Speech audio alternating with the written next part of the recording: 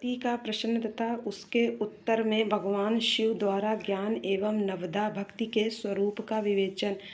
कैलाश तथा हिमालय पर्वत पर श्री शिव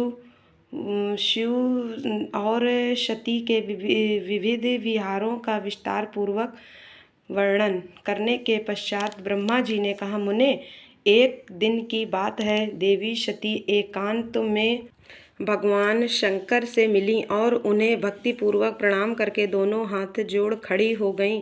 प्रभु शंकर को पूर्ण प्रसन्न जान नमस्कार करके विनीत भाव से खड़ी हुई दक्ष कुमारी सती भक्ति भाव से अंजलि बांधे बोली। सती ने कहा, देव देव महादेव, करुणा सागर प्रभो, दीनों द्वार परायण महायोगिन, मुझ पर कृपा कीजिए। आप परम पुरुष हैं, सबके स्वामी हैं, रजोगुण सत्वगुण और तमोगुण से परे हैं, निर्गुण भी हैं सगुण भी हैं, सबके साक्षी निर्विकार और महाप्रभु हैं।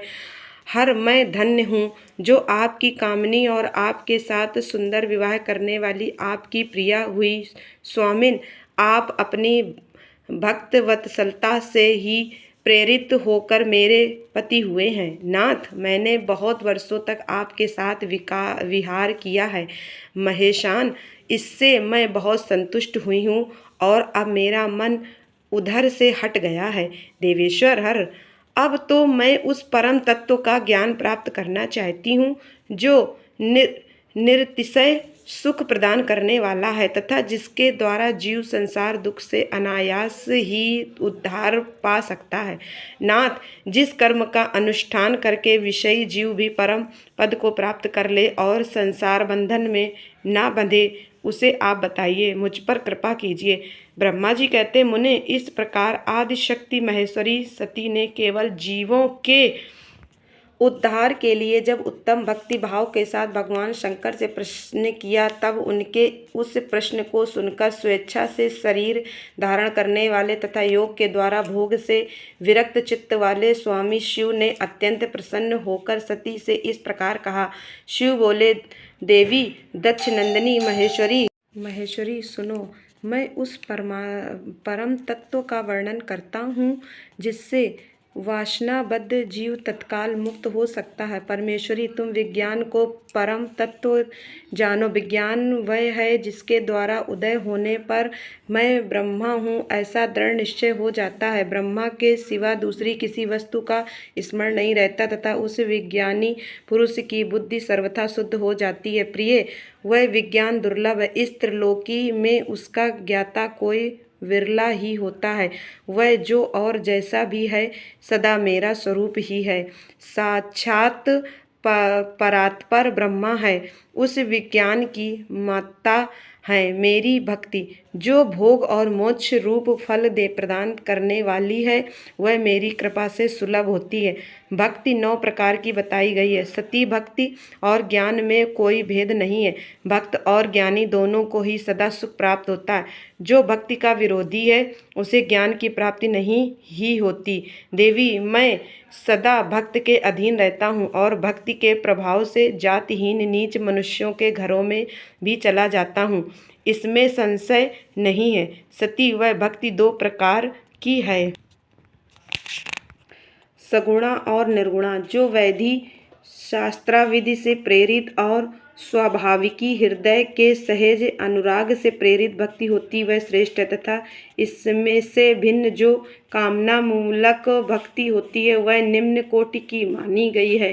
पूर्वोक्त सगुणा और निर्गुणा ये दोनों प्रकार की भक्तियाँ नैष्ठिकी और अनौष्ठिक के भेद से 2 भेद वाली हो जाती हैं। नैष्ठिकी भक्ति 6 प्रकार की जाननी चाहिए और अनैष्ठिकी 1 ही प्रकार की कही गई है। विद्वान पुरुष विहिता और अविहिता आदि भेद से उसे अनेक प्रकार की मानते हैं। इन द्विविध भक्तियों के बहुत से भेद प्रभेद होने के कारण इनके तत्व का अन्यत्र वर्णन किया गया है।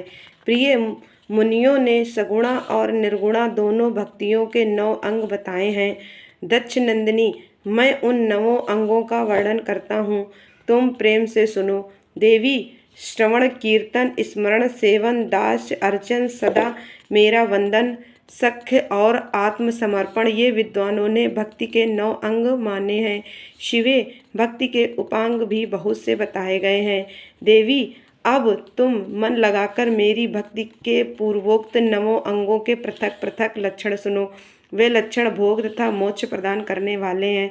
जो स्थिर आसन से बैठकर तन मन आदि से मेरी कथा कीर्तन आदि का नित्य सम्मान करता हुआ प्रसन्नता पूर्वक अपने श्रवणपुटों से उसके अमृतोपम रस का पान करता है, उसके इस साधन को श्रवण कहते हैं। जो हृदयाकाश के द्वारा मेरे दिव्य जन्म कर्मों का चिंतन करता हुआ प्रेम से वाणी द्वारा उनका उच्च स्वर से उच्चारण करता है, उसके इस भजन साधन को कीर्तन कहते हैं। देवी, मुझ नित्य महेश्वर को सदा और सर्वत्र व्यापक जानकर जो संसार में निरंतर निर्भय रहता है, उसी को स्मरण कहा गया है। अरुणोदय से लेकर हर समय स्वयं की अनुकूलता का ध्यान रखते हुए हृदय और इंद्रियों से जो निरंतर सेवा की जाती है, वही सेवन नामक भक्ति है। अपने को प्रभु का किंकर समझकर हृदयामृत के भोग से स्वामी का सदा प्रिय संपादन करना दास्य कहा गया है। अपने धन वैभव के अनुसार शास्त्रीय विधि से मुझ परमात्मा को सदा पाद आदि 16 उपचारों का जो समर्पण करना है, उसे अर्चन कहते हैं। मन से ध्यान और वाणी से वंदनात्मक मंत्रों के उच्चारण पूर्वक 8 अंगों से भूतल का स्पर्श करते हुए जो इष्ट देव को नमस्कार किया जाता है, उसे वंदन कहते हैं। ईश्वर मंगल या मंगल जो कुछ भी करता है, वह सब मेरे मंगल के लिए ही है, ऐसा दृढ़ विश्वास रखना सख्य भक्ति का लक्षण है।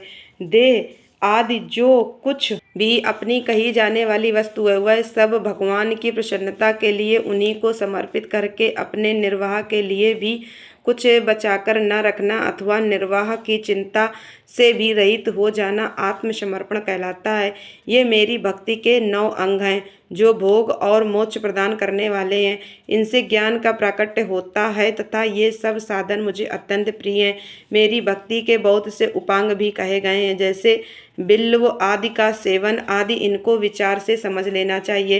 प्रिय, इस प्रकार मेरी सांगोपांग भक्ति सबसे उत्तम है। यह ज्ञान वैराग्य की जननी है और मुक्ति इसकी दासी है। यह सदा सब साधनों से ऊपर विराजमान है। इसके द्वारा संपूर्ण कर्मों के फल की प्राप्ति होती है।